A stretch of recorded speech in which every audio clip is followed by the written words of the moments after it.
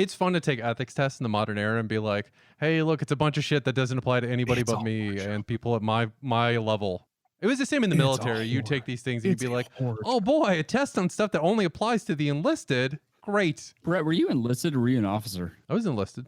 Why did you go enlisted? I was literally too desperate. So the Air Force, actually basically every branch had the same issue, but the Air Force especially had the problem where post 2008, there were too many people coming in off the street for the officer position. They didn't even need people off the street anymore. They had so many people applying.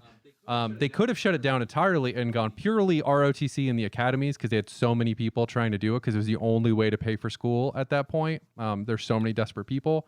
But they kept a little bit of off the street going just to keep that system in place because it's more expensive to shut it down and bring it back.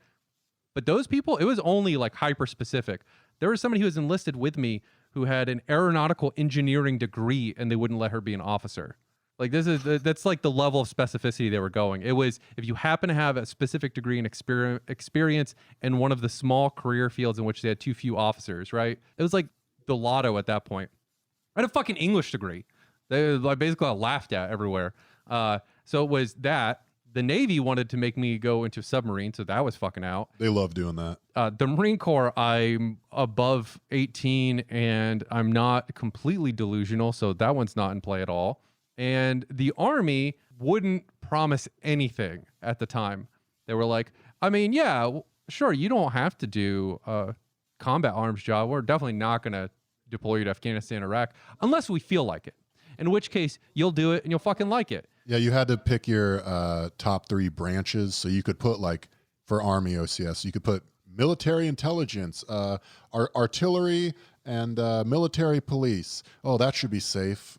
Except in the Iraq and Afghanistan wars, they just flexed everybody into patrols no matter where you were. Yep. Like, what, are you going to sit on this fucking artillery piece all day? Hell no. Get in the non-armored Humvee and get on the highway of death.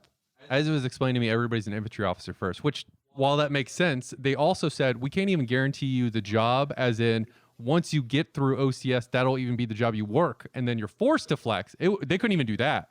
So it was like, all right, well, I'm not doing any of those. And then it becomes like, well, how desperate are you? Do you want to do this quickly? At which point, enlisted is your only option if you want it to be quick. Air Force does guarantee jobs, so long as you don't fail at any point in the process. For the enlisted, right? For enlisted. The job you get is the job you will have so long as nothing goes wrong during the process. I knew a lot of people after I got in who got utterly fucked along the way, which I did not know about at the time and would have made me much more uncomfortable. But yeah, so that's why I did enlisted. It was basically the only thing I had, and I figured, hey, at least the GI Bill, I can get a master's, which is what I'm considering doing right now, but I don't have the money to do it. So yeah. It was just a time thing, right? It was the timeline. Yeah. You're like, I can get out of here sooner rather than later if I go enlisted versus officer, and I don't want to be living. I was trying to get like a government job. I literally applied to do the TSA because I was Me too. Like, yeah, USA jobs. Yeah. I was just like, I was on USA jobs every single day. I was talking to Vile Rat about doing the FSO, the Foreign Services Officer. Yeah, he gave me a bunch of ISK on EVE Online. EVE Online, and then he was like, "You got a good head on your shoulders." Oh no. He's like, "When you're done mining this meteor, come talk to me." And then I went to talk to him, and he never responded, and I realized that was because he'd been murdered in Benghazi. That's a real goddamn fucking thing that happened. Yeah, no, the dude we used to talk to about foreign services was the guy who died in Benghazi. Like, that was the dude I talked to about it. And the reason I didn't do it was because it was timeline again. Like, every government job was like, yeah, we'll get to you in 18 months. And I was like, there's no fucking way I make 18 months. Who is going to get me out of this shithole faster? Are you sure you didn't join up because you are an imperialist wanking baby killer that never could understand the plight of the material conditions of a working class person? Now that I'm older, I would just live on the street. It's fine. Or do crime. I should have just done crime. But at the time I was like, you know what? Crime is wrong. I shouldn't do that. Also, I have an uncle who's been in prison for 20 years because of Joe Biden's fucking crime bill. So I know how bad Florida prisons are for really minor drug crimes. So I am a little hesitant to go that route because, like, nah, you just have to believe it can't happen to you.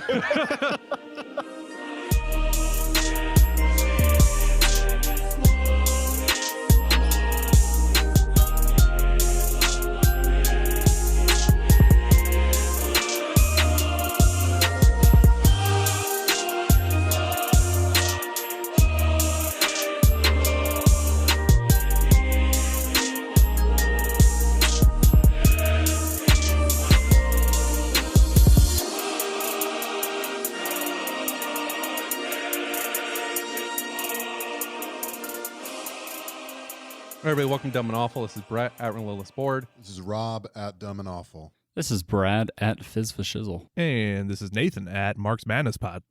You want to do Asheville shit first? Oh, yeah. Yeah, go ahead. No pun intended, unless it is, in which case, fuck you, Brett. Wait, Brad, sorry. This is how tired I am that I'm just on autopilot. That Fuck you, Brad. Fuck Oh, you. what were we talking about? Oh, no, I said fuck you, Brett. Oh. It was heard muscle Brett. memory. Yeah. Yeah. So right now in Asheville, there are protests about the Breonna Taylor abomination of justice. But protesters have left a coffin full of cow shit at the front porch of the Asheville Police Department, who, as far as I know, were not involved at all in this thing that happened in Kentucky. But you know what? They're cops. They're involved. Yeah, I was like about to say, seeing systematic connections between these, it's not a bad apple. It's a systemic thing. People are recognizing. I love it. And of course, the Asheville Police Department were the ones that on Twitter posted this picture of it. And rural Twitter followers immediately criticized them for saying, that's not cow shit. Like, you don't know what cow shit is. That rolls. That's actually pig shit because you're pigs. Yeah, roll around in it, bitch. Like, come to my farm and try to take my still. Like, I live Copperhead Road. Come on.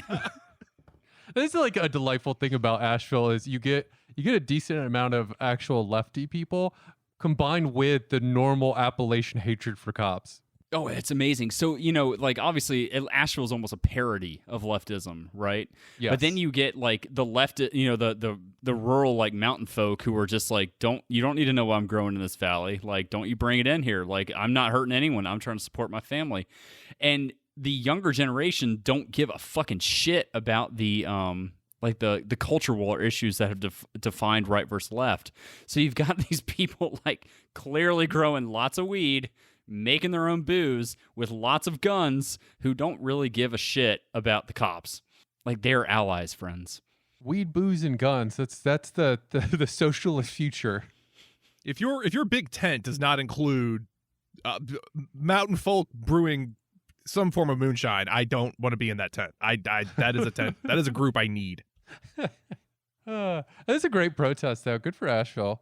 Shades of the French bringing a whole like industrialized shit sprayer to a protest and then hosing buildings down. Wait, hold on. Wait, what? Yeah, so you can look this up. Like, this happens several times. Like, if you ever piss off the French farmers, what they'll do is they have these large, like, basically machines that are meant to spray fertilizer. And fertilizer in this tent is shit. And they'll just bring it into the middle of a town and just douse a government building. And, like, this happens frequently. It's like a thing that they do. I was about to say, like, this isn't a one-off thing. This is just a tactic. Like, we show up with shield walls and they show up with just shit guns. Yeah, Oh. I mean, Oh, sorry. I was flipping through the TV, and something is not good. IFC's playing This Is 40. It's like, why? It's just terrible. That movie was about an hour and a half longer than it had to be. Was it 92 minutes or something like that? No, it actually was like 3 hours long. Oh, Jesus. Holy cow. Okay. Really testing how much you love Paul Rudd. oh, not that much. That was basically his breaking point. Yes, 100%. We found the one thing you can't do, which is wank that hard for that long. As his punishment, he was forced to go to Marvel. Oh, This now is come your on. purgatory. He really wanted to do Ant-Man. Like, he loved that project. I know several stories from that production. I prefer to think of it as punishment. I want to say before we move on from Appalachian shit protests that Tyler Childers, he is a fiddle player, and he's a pretty good one. Released a new album, and the album ended with a pretty powerful song about the violence that's been happening from the cops. And he had to give an interview about the song, and he just released it on YouTube. You can find it. It's easy. Where he essentially says, they've been fucking us over too, guys. Like, they've been taking the jobs out and sending the drugs in. And how many people from these mountains would it take for them to pull off before we showed up in the middle of the town with guns looking for answers? And I think, for proto-leftists or whatever, that we want to do things like, there is power in these hills. And you all need to talk about Appalachia. There's a lot of people who have been destroyed by the government and recognize the cops as being tools of oppression. in a variety of ways outside of specifically racist systemic oppression. It's not wrong to be like, to make the connections for people. We're protesting them because they do stuff to us similar to the way they do these kind of things to your community. It is a key tenet of how the Black Panthers started organizing and maintained organizing, especially when they started building the Rainbow Coalition. You just point to everyone and go, hey, you know how you're getting fucked? And it's kind of the exact same way I'm getting fucked. It'd be nice if we stopped getting fucked, wouldn't it? All right, let's do something about that. That's how could both parties be getting fucked in the same way, though, when they're different races? I mean, that's the only, as far as I can tell, what you do analysis, well, the way you do analysis is you look and you go, okay, what race are you? And how do you like orgasming? And based on that, you decide whether or not to identify with the person and see them as a human. Or not. That's unless you have some weird third dimension. I don't know if anyone saw or gives a shit, but again, in Missouri, our governor, who is, again, not elected governor, he only got to take over because the other one was so obviously corrupt that he had to resign before his... Was he the one that was sending messages to his mistress, but they were like hooked up to the same iPhone account, so his wife was getting them? Yeah, that was pretty amazing. Had everybody in his office, like all the communications between him and his staff were done through like a Snapchat style, like send a message and it auto deletes itself sort of system. And yeah, and no one could figure out where he was getting his funding from or his money, because he started the Wounded Warrior Project. That was him. Eric Greitens. That was his claim to fame. And then he rode that all the way to a proto-Trump style populist right-wing bullshit campaign. Yeah. And there was an attorney general in Missouri that was responsible for supposedly investigating that particular scandal and figuring out where the money went. And he just kind of like shrugged his shoulders and went, I don't know, money's hard. I can't figure this out. And then 2 years later, Josh Hawley's in the Senate. That's weird. We mentioned that like the last show that Josh Hawley on the bonus, is really like he is not just like smart. He knows exactly what he's fucking doing. Today there was Trump had a big meeting about, like social media, like whatever, like oppression of right-wing people, and we got to support our troops. And it was, his random collection of fascists. Josh Hawley was in that office with him. Like that's like a first-term senator. Like what are you doing in there? Like how have you this powerful already? They know exactly who he is. Everyone talks about Tom Cotton. I need to be talking about Josh Hawley. That's the real problem. Hawley has like that weird, creepy charisma. It doesn't come off. It like anyone who knows what he's about is like, oh, you're a sociopath. Oh, you're just gonna Jason, but you're full on Jason Bateman right now. And everyone else just like, oh, he's so put together and smart. And did you call him Jason Bateman like? You mean Patrick Bateman, or do you mean like the Arrested Development guy? Yeah. No. I mean the guy from Arrested Development. Yeah, I'm convinced that he may be a sociopath, really. Yeah, Josh Hawley is a competent fascist, but to square the circle here, the current governor, Mike Parson, who took over because the last guy got pushed out to all the scandals, current governor just came down with COVID. And his wife. Him and his wife both got COVID after he had the great quote as school was getting ready to start and we were plowing forward full speed ahead. His statement on what happens if kids get COVID, he's like, well, they'll get COVID, they'll go home, and they'll get over it. That was his response to what would happen in schools. False. And my wife, a school teacher, let me tell you, she was thrilled about that, especially when they used that as a pretense to push them back with no hybrid, no nothing, just full face-to-face, back in person. No, nothing to see here. Nope. Any time in this hell world, karma asserts itself, because it happens like, once a year at this point. But this is the moment, and it's nice to see. I'm sure like Boris Johnson, he'll be totally fine, but one can hope. Boris Johnson's also not fine. In fact, he's resigning from the prime ministership because of recurrent problems from his COVID-19 infection. All right, see, there you go. I'll take that. Okay, still not as good. Right.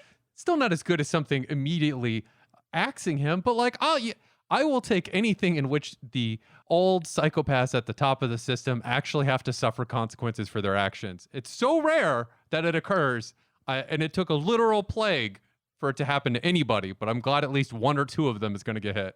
I would just like to real fast tell a moment of history since we're in Missouri right now, if that would be okay. 20 years ago, there was an election for the Senate in Missouri, and it was going to be between the Democratic governor Mel Carnahan and a Republican incumbent, John Ashcroft. Yep. 3 weeks before the election, Mel Carnahan died in a plane crash. But because of Missouri law, they could not put a new candidate on the ballot. John Ashcroft still lost. John Ashcroft lost to a dead man. He lost to a dead man. That rules. And then they just literally in the most like, mask off, this is what it is. He just went to his wife.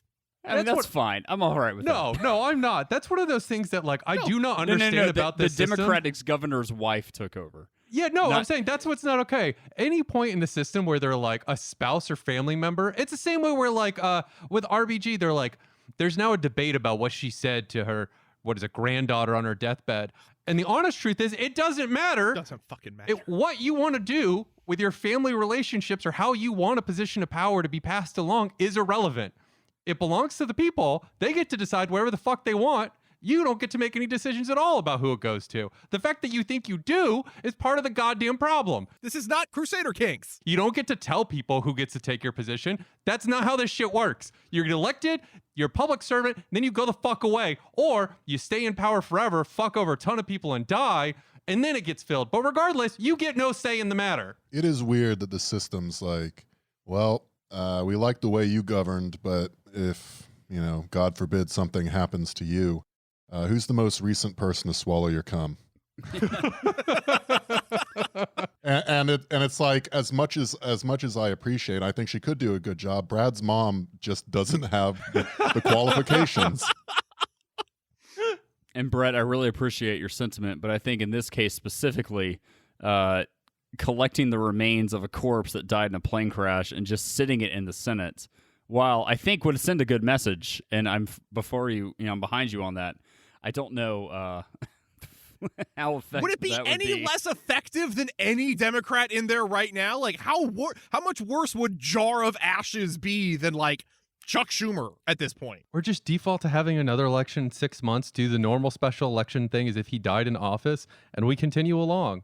The fact that the system can't handle people dying, which is a normal thing that occurs in life all the time, especially to old people who are in positions of power, is kind of alarming. This is the same way Pelosi got to power. The guy in charge died, left it to his wife. Then when his wife got sick, she left it to Pelosi because Pelosi was her good friend and and really great at getting donations. Do you think that's because of campaign finance? I'm just speculating here. Like, does the campaign finance chest, can that be accessed by the spouse? Like, is it an ownership thing? Because then that makes sense. It's like, why would we waste all this money? But I have no idea. I always thought it was genuinely a thing where they thought, well, if we just let the spouse take it, one, the spouse isn't going to do much, and two, it has their name. No one's going to yell at us, right? It's essentially the same thing as doing a vacant seat where they just rubber stamp whatever party they were in, and we can move along. That's exactly what it is. Like, the spouse is just, she's not going to, he or she's not going to make any waves.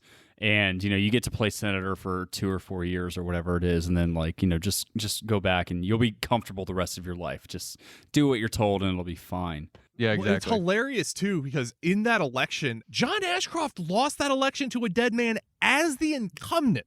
He was a sitting U.S. senator and lost to a dead man. That's okay. Missouri's a terrible place, but you just ratcheted it up a little bit, in my opinion, because there's no better fuck you to a politician, an incumbent politician, than voting him out in favor of a dead guy.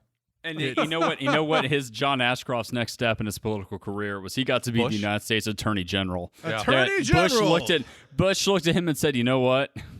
We need a guy that's lost to a man that's no longer alive." John Ashcroft's famous thing was trying to cover up the tits on Lady Justice because he was terrified of nudity.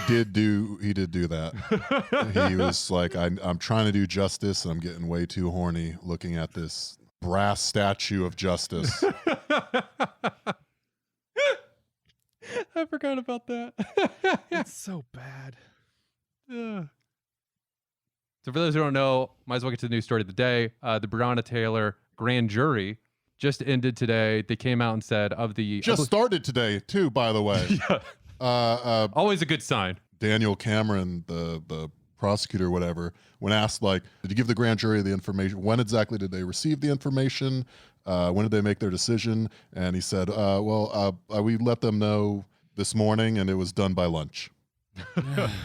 Yeah, and of the, I think it was 3 officers that they were considering, only 1 officer got any charges. The only charges he got were for wanton endangerment, because the bullets that didn't hit Breonna Taylor and went into neighboring white apartments, you'll note the bullets that missed and went to neighboring black apartments were not included, but the bullets that missed and went to neighboring white apartments were considered wantonly endangering those citizens who were there, and everyone else, all of the other bullets that either killed Breonna Taylor or went into black apartments, those were all okay. No charges filed on those grounds whatsoever.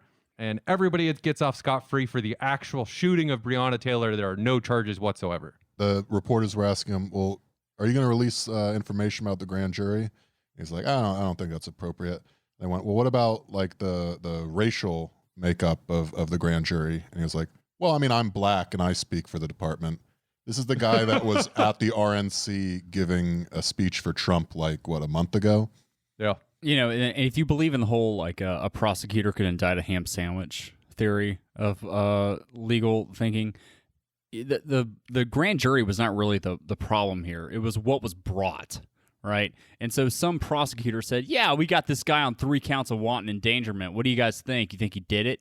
And, like, if the prosecutor's not bringing charges of murder in the 2nd degree, I guess. I mean, maybe they didn't plan on murdering this girl in her sleep while she was unarmed. You know, that sails, but like it's the prosecutor who said, like, yeah, this is what we got, guys. He fired 3 bullets that hit 2 IKEA couches and a PlayStation in a different apartment, and we're gonna nail him to the wall for this, guys. $15,000 bail. Each one of these carries 5 years imprisonment, so we could get him for a max of 15. He'll serve a month. He's not going to serve anything. I'll call that now. Absolutely not. He's already posted a $15K bond, which is absolutely nothing. And should he be convicted, they're just going to be like, oh, we're not going to put a cop in prison. We can go with a parole and probation diversionary system instead. That's what's going to happen. Isn't the only cop that the one cop that got charged the only one that was also actually fired from the department? Like the other 2 that weren't charged are still on administrative? It's clearly set up as like, well, that's the guy we can go ahead and charge because he's not in the department anymore. So everything matches up. If you say this was the one bad one, we took care of it, problem solved. Again, not charging him for any actual shooting of humans. That would be a bridge too far. Like there was no you'd done this before. We've been through Ferguson. We've been through everything. Like this is not the first time we've gotten there. We were ready. They started announcing that they were closing off. You know, it was a state of emergency. We're bringing in the National Guard. Like you don't do that to say, and we're throwing all of them in jail and indicting them on murder charges. Like you knew this was coming. So like last week. Well, they certainly knew it was coming because they did it all before they even started the grand jury. Yep. Exactly. So this all you knew exactly how this was going to play. You knew they weren't going to get. You knew there was going to be no substantial that the response would be so bad that there would be protests against it because it would obviously not be adequate. Okay, fine. Knew that was coming. I was not prepared for them to come up with an even more insulting way to not nail anyone to the wall on this or have any actual justice. The concept of saying the thing we are really like, not only do we not give a shit that we shot you, but just to reinforce, the only thing we are worried about is that you did shoot at the property of other white people and you shouldn't have made us have to do that. So bad one cop, you bad. Like this level of escalation of like, we have to keep them guessing on how we're going to just like middle fingers up. We have no responsibility to you at all. We don't serve you and we are actually against you is just, I mean, I was not ready for that. Staggering. Yeah. I was not ready to be surprised, and yet they did it. The right wing, response to this from the very beginning has always been he shot first, right? Anything that happened was fine because Breonna Taylor's boyfriend shot first. A licensed gun owner with no priors had people bust into his door without announcing themselves. They said they announced themselves. He says they didn't. Whatever. He shot first, and they lit her up, right? She was lying in bed. But it was fine because her boyfriend shot first. Everything is fine, okay? With this verdict today, the police have said, and the government has said, and the courts have said, it is fine that they came in, he shot first, they lit her up, but it was not fine that you shot that IKEA couch. It doesn't matter if somebody else fired on you first, you cannot damage property. you could have endangered innocent people as opposed to the people you just murdered who were obviously guilty of you breaking into their house. Yeah, they try to lean on other people within the Breonna Taylor network to get them to claim she's a criminal in order to properly smear her and do the she was no angel bit all the way to the hilt here. Breonna Taylor was an emergency room technician. She was the person doing chest compressions. She was the person cleaning up shit on the floors. She was the person doing that job so she would have a good resume to get into nursing school. And so often we always say to people that, like, when African Americans are murdered by the police, they did nothing wrong. Like, and I hate this because it implies that you can do something to justify yourself being murdered by the cops if you're black, which is bullshit. But Breonna fucking Taylor was a goddamn angel. I was a CNA before I went to PA school. All right, I'm adjacent. The CNA, ER tech are very similar. They're on the same lines as far as like how much fucking bullshit you put up with because you want to help people and you want to make yourself better and get into that good program. And that's what she was. She was asleep. She got fucking murdered. And we're watching Louisville burn down now because of that.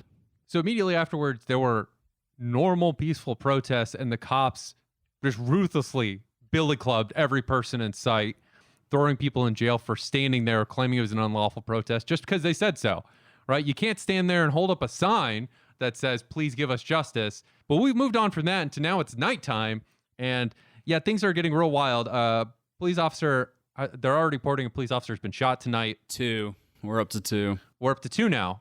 So we're recording this fairly early in the evening, so I don't know where this is going to go from here. But it's also, this is like an entirely expected response. You can only abuse people so much, give them zero possible fucking outlets, and then expect everything to be good.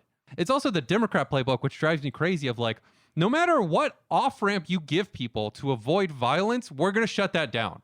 You want to elect better people? Fuck you. We're not going to let you. You want to protest and get some change by doing a mass mobilization of humans in the street across the entire fucking summer? No, you're not going to get anything. Politico is now running articles about how, in spite of a mass movement, there's been no policy changes. Like, yes, because no party is going to do that. And so what you're doing is forcing people to the absolute limit, and somebody is going to break. And when they do, it's going to result in violence that you're going to cry about and claim this never would have happened if we had just done X, Y, and Z, or if these people had behaved themselves. And it's fucking bullshit. You should actually give people the ability to effectuate change if you don't want bad things to happen. If you abuse them and give them nothing, the end result is always going to be some sort of violence. And it's clearly what they've been baiting for. This is what they're trying to get. And the libs doing this bullshit about like you should just vote is insane, especially for Kentucky, where we just saw all of 4 or 5 months ago, they literally locked people out of a fucking polling place, the only one in the region. Telling people to vote when they literally cannot in that state is so obscene that only some stupid fucking pundit in DC would say that to people in the middle of watching one of the people in their community get murdered and nobody get punished for it. Like, it's fucking horseshit. Watching violence occur is a totally understandable result and is a logical conclusion to what you have given them as far as the system that they're living in. And going back to the fucking like decision to fine the cop, and it's essentially what it is, for shooting property. Every single lib that comes in and says, I cannot believe you're damaging property tonight. Like, don't Joe Biden came out and said, don't demean the memory of Breonna Taylor by becoming violent tonight. The state just showed all of them who they value. That cop is going to get fined, not go to jail. He's getting fined for shooting empty different apartment buildings. So if you are upset about Breonna Taylor being murdered, and she was murdered, use that word. Why wouldn't you burn down a building? If they value some fucking like Forever 21 more than your life, does that Forever 21 need to be there anymore? And all the libs are going to be like, I can't believe this violence. How dare they burn down this Jimmy John's? You know what? Fuck Jimmy John's. Like, we don't need sandwiches right now. We need justice. Get And a also, free smell of justice. yeah. And also, fuck Drew Brees. He owns 2 Jimmy John's in New Orleans, and he doesn't even pay his workers to deliver sandwiches. So triple fuck him. Your sandwiches are also not good. Quadruple fuck you. Jimmy John's, this podcast is now against you. The Godfather is fine. The Unwitch is never really works like you said it would. I have strong opinions about Jimmy John's. That's near Georgia Tech's campus. Imagine being in New Orleans and thinking what this town needs is Jimmy John's sandwiches. There's none of good sandwiches in the town that invented po' boys and the muffaletta. No, but you're right. They have absolutely showed their hand here. They are telling you the thing we value most is property, specifically white property. So if you do want to do something, it doesn't involve violence against other humans, it's pretty clear what you're going to go after. And it's like, yeah, that all of this makes sense. Them doing this thing like they did at Barclays tonight, where they put up on the marquee outside this Ruth Bader Ginsburg quote just to discourage people from any sort of violent protest actions. Fight for the things that you care about, but do it in a way that will lead others to join you. Ruth Bader Ginsburg. Do it in a way that'll make other people join you. Right now, the thing that polls best in America out of all the candidates is burning down a police station in Minneapolis. So, Yeah, again, they have no concept of what people actually want, like of what an actual individual wants. It's what do it in a way that'll make me want to join you is what that should say. Like that's what Ruth Bader Ginsburg is saying. Like do stand up for what you believe in, but only in such a way that is acceptable to people that actually hold levers of power. Because otherwise it's fucking meaningless. Like that is what that quote is telling you.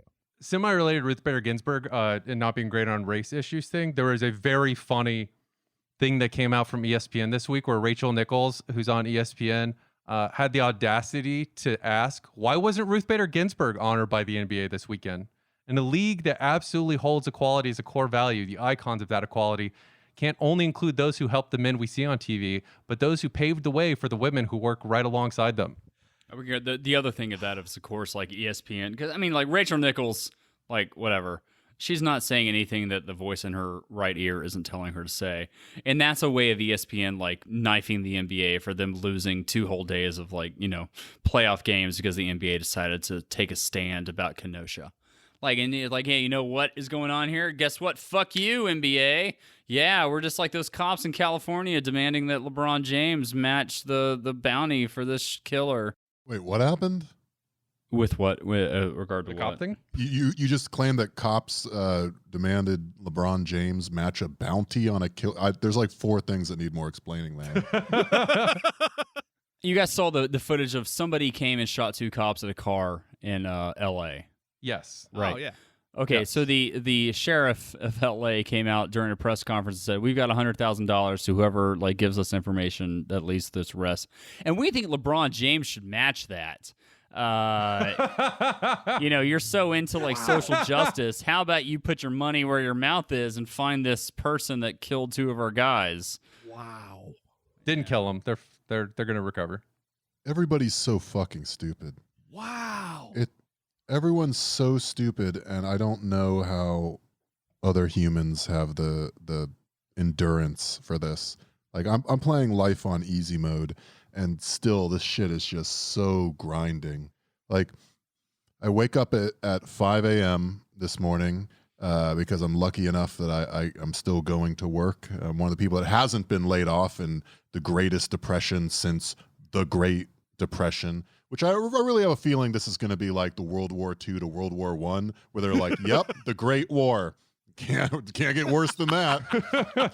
But for economics, in the middle of a fucking COVID pandemic, as things are getting cooler, Indiana fully opens as if COVID does not exist. Everything is open from gyms to restaurant. We're going whole hog on this shit. And I don't know. I'm not psychically equipped to deal with it. I don't know who is. Let me give you a piece of good news, though, because since everything is terrible, and it will make you feel better, there is a video that everyone should look up where today Jerry Nadler very clearly shit his pants during the middle of a press conference and then had to waddle off the stage. Yes, he did. It was so good. Oh my God. Yo, that man straight up is shitting himself. It's not, there's no, like, it's clear as day. This is Unequivocal. what I mean. It's so like there's This is the, like, 3rd or 4th ranked dude in the dim house, too. he's doing the Super Bowl shuffle out because he doesn't want it to go into his shoes. No, you see, I think that he's so most of the people like in the Democratic leadership wear briefs. I'm positive of this. I have no proof of this, but I will state it confidently. I think he's leaking there. Like, I really think he's got he's the 99% no leaks. He's the 1% at this moment. And he's just trying to. What was his explanation for this? I don't think he's given a hasn't statement responded yet. on how he he farter nodded and then it was not. But Jerry Nadler, for those that don't know, he is the chair of the House Judiciary Committee.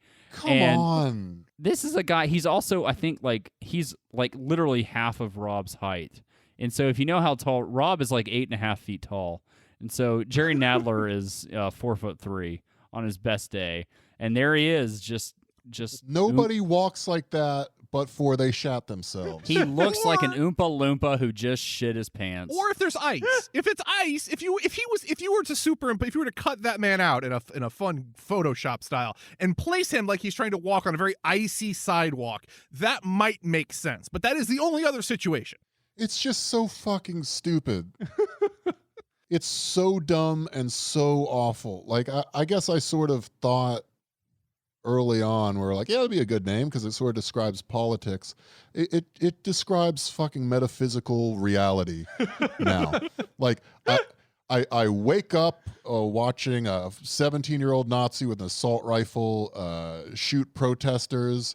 I eat my lunch watching a fucking RNC speaking prosecutor say we gave Breonna the best 2-hour grand jury that our particular politics could buy. I start thinking about what about stimulus in the Supreme Court? Oh, well, one of the people is having a mental reboot, Nancy Pelosi, and the other one is literally shitting themselves. Everything is just Biden's brain is absolutely melted. I don't know how. It's just I can't even finish the sentence now. There's nothing to say. It's just I feel like I'm just staring at the sun. It's burning my eyes out, and me speaking about the pain doesn't make things better. I'm gonna go piss again. That's the only relief I get. But yeah, bro, I don't know that there's anything to be done here. You just get ground down. I personally am just trying to watch a lot of cartoons to escape from the hard reality and enjoy the little bit of Schadenfreude when we get them, like Jerry Nadler shitting himself, or like Joe Biden floating Romney as Secretary of State, and then the next day Romney knifing the entire Democratic Party. You get little moments like these, and I am going to enjoy watching horrible people get fucked over. Yeah, but I can't even enjoy that because the thing is I'm getting owned by that guy I watch shit himself. Yeah. Oh, absolutely. That doesn't feel good. No. Every aspect of it feels terrible. Watching him have to shit himself on live TV and be uncomfortable for 5 seconds, which would be the longest he's uncomfortable while he's in power. Yeah, I'm going to enjoy that a little bit. The tiniest, briefest flash of something affecting this dude, because I can't. I just what is the point? I'm just going to keep making the same point over and over because one of them won't get cut. What is the point of politics or this podcast or any if Jesus fucking Christ came down and ran for president, we would still have the problem of a third of this country is absolutely deranged and can be led by the nose to the right, and another third is absolutely deranged and can be led by the nose to market liberalism, basically, not the left. Today I both saw one of the I saw the Krasenstein wife look at the U-Haul of signs at the Louisville protest and go, is there any way Trump or maybe Putin could have coordinated to put that truck there so that it would be ready? Because Trump knows that disorder, or Putin knows that disorder will benefit the Republican Party, especially with the debate coming up. So he can, any violence he can hammer Biden on. And it's that person has fully become untethered from reality. And then on the other side, people are looking at that same van and just acting like it's a fucking weapons van or something. It's a war rig. They think it's a George Soros backed war pig. That's they think all the protesters are paid. They saw a clip of a guy holding the back of a cop car and riding on a skateboard as it slowly patrolled through Louisville. And people were all going, this is what happens. They've cucked our police. Our police have become pussies because they've had handcuffs put on them. And I'm like, your takeaway is that the cops have been defeated and cowed? That's what you perceive as happening? And it's like, if that's 30 on both sides, then that's like 60%. And the other 40% of the country that fucking doesn't vote in the first place and is tuned out on all this, they're basically just correctly concerned about how, like our neighbor, you're getting evicted tomorrow. Yep. Or they recognize that they're just more and more alarmed at all the crazies around them and are like, I have no idea what to do here. Or you have $600 in your bank account, which isn't enough to survive a medical emergency, and now someone in your family has got COVID. How do you take that population with that set of beliefs, which is not, you would have to like deprogram people. Like people have been getting essentially. Listening. What are you What's proposing? Oh, I'm here for it. Let me know more. I don't understand. What do you mean? I was making like a gulags joke. It's fine though.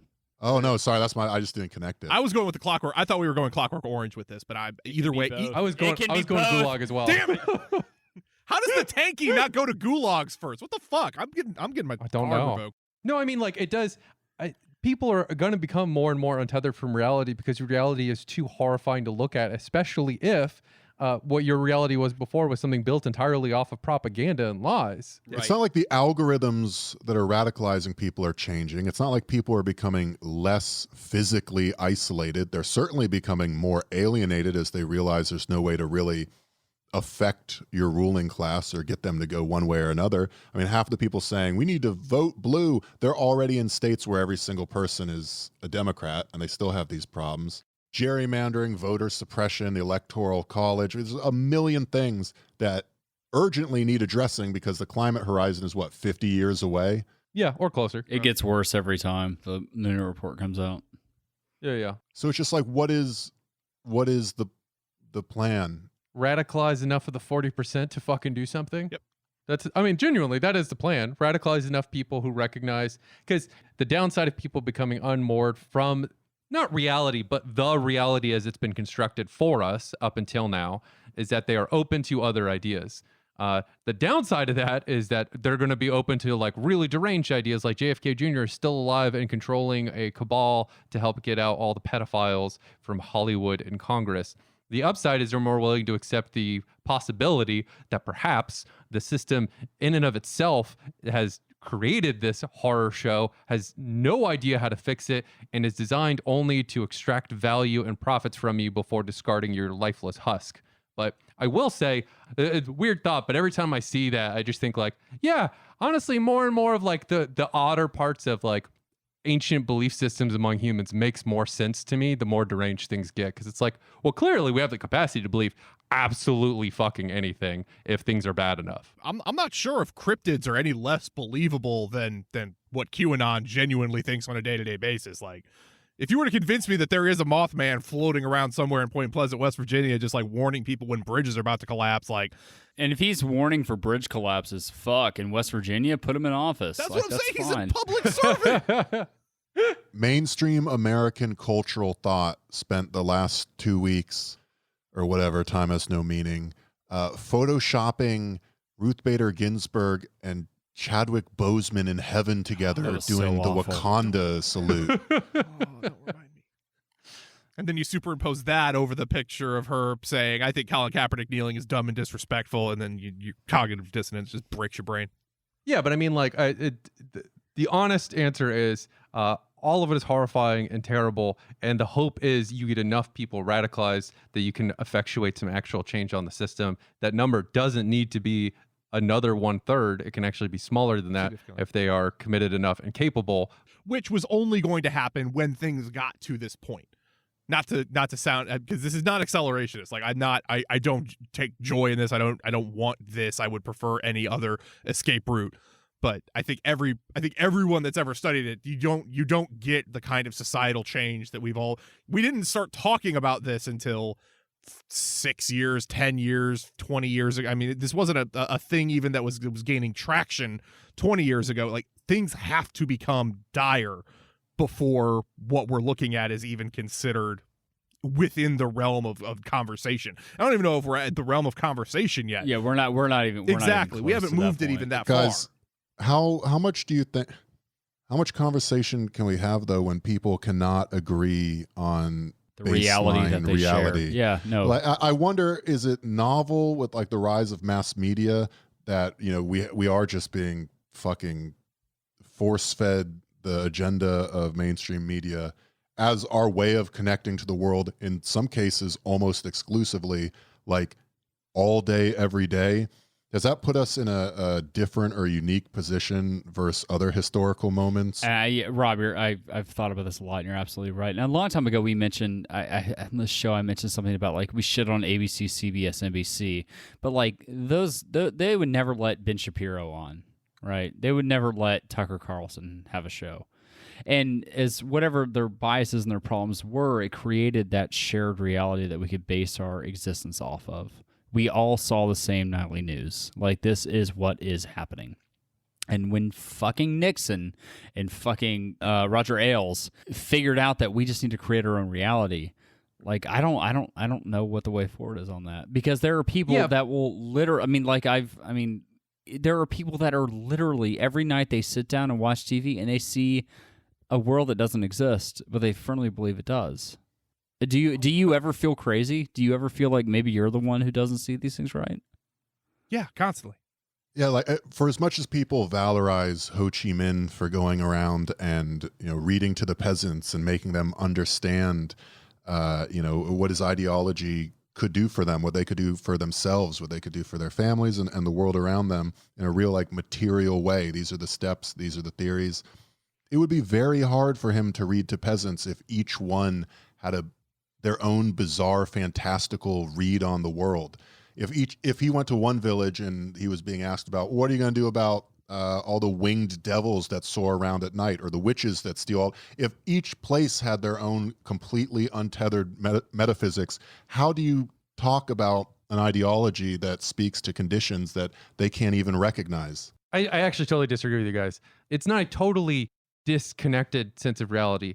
The shared belief is that things are fucking terrible, and you can start from that shared belief that things are bad and progress from there. But also this idea that like the monoculture breaking up is a bad thing. The monoculture wasn't good for a huge fucking number of people for years. Like, lots of other people got murdered that never once got covered by NBC because it wasn't in their best interest.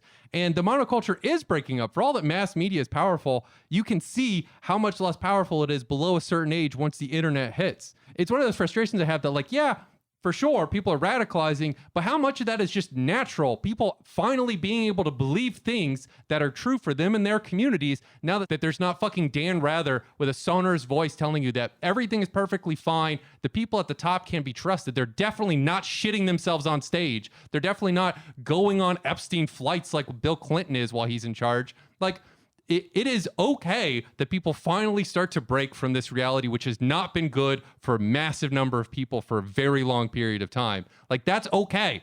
It is okay. The bad thing is when they reach out of desperation for beliefs that are going to lead them into slaughtering innocents, which is what the fascists are trying to do. You can fight that because the fascists are not fucking super powerful. The exact same things that work for them, a lot of them work for the left too, but there does have to be, you have less capital. That is a huge issue, but you do actually have to like go to fucking war on this shit. Like, there does need to be some attempt at producing leftist propaganda. You do have to make the fucking argument that yes, things are terrible and here's why. Here's this explanation. One that feels far more reasonable and less deranged than a secret cabal. There are tactics that have worked and can work still in the modern era. We're just, again, leftists are never the best at getting there first and using them most effectively. They're almost always used by reactionaries first, and then we kind of like learn from that and go, oh fuck, all right, let's see if we can use that one now.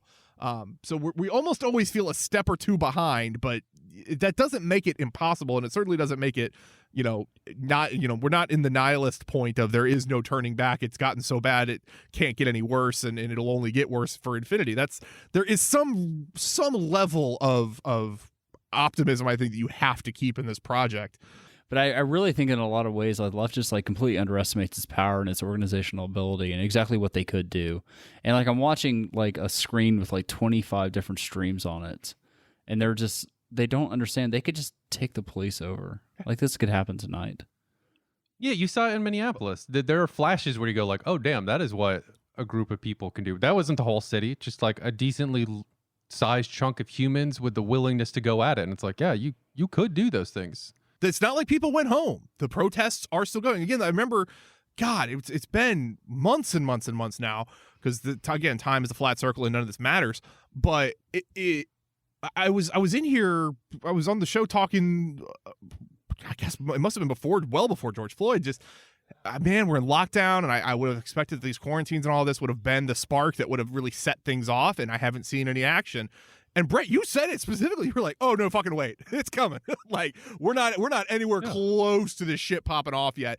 And from that moment on, it has been an escalating series of more and more.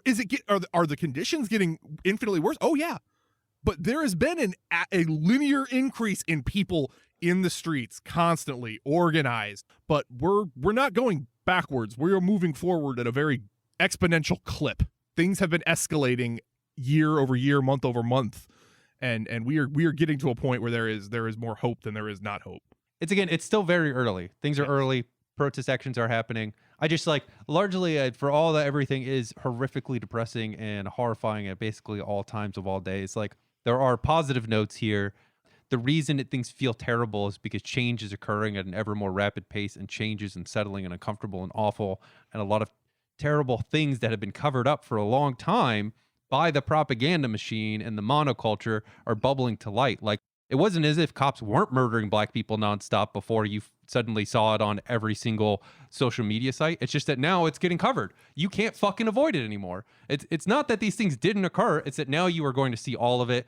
All the veneer has been stripped off. You are seeing just how toothless and pathetic the politicians are. You're finding out that like no one is doing favors for people in power and covering up how demented they are, or the fact that they're shitting their pants, or that they're having extramarital affairs, or the fact that they're going on Epstein flights. Like even when they do try to cover up Epstein stuff, it doesn't matter. The public consciousness has picked it up. Social media keeps it alive. Like it is an upsetting era, but a lot of that is because the sins of the system we're living in are really hard to cover these days. Mm-hmm. And so you're going to see all of it. The bedrock that we've been standing on is changing rapidly, and it's deeply uncomfortable and scary as fuck.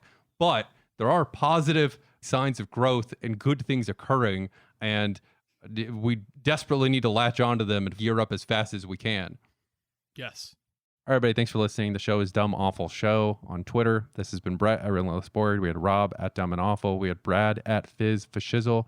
We had Nathan at Marks Madness Pod. You can listen to more of Nathan on the Marks Madness podcast. Also, Nathan is in our Discord, helps run it. It's partially a Marks Madness Discord if you want to come chat with us or chat with him. We also have bonus episodes on Patreon. There's also additional content like videos, including a Polish one from when we went to a parade in the before times. But thanks for listening, y'all. Have a good one. Stay safe. See y'all on the next one.